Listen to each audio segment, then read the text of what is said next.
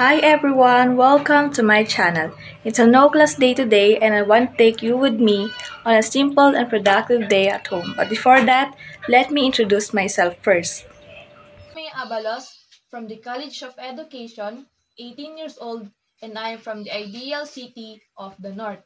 In order to know me better, I did come up with an acronym for my name. J. Joyful when I am with the people I am comfortable with.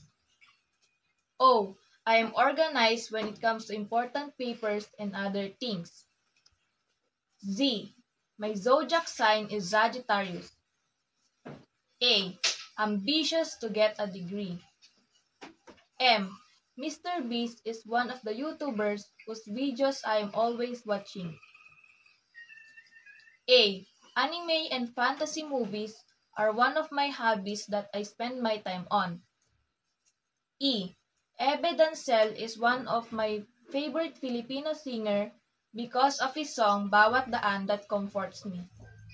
Starting my morning by sweeping the yard. It's a nice sunny day, perfect for getting some fresh air and cleaning up.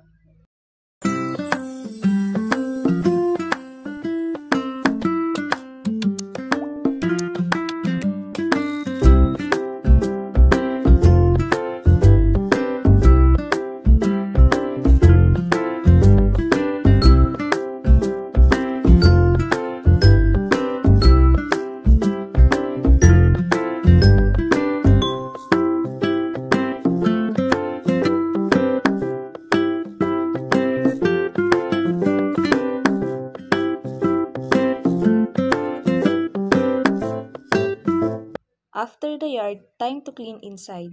Just a quick sweep and tidy up to keep things organized. I start by separating the clothes.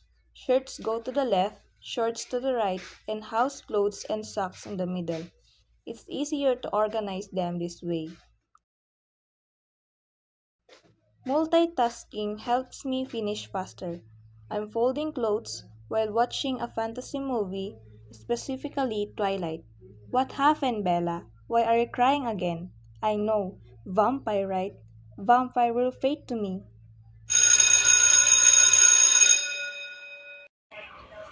Take a quick break. Don't forget to stay hydrated, especially on warm days like this.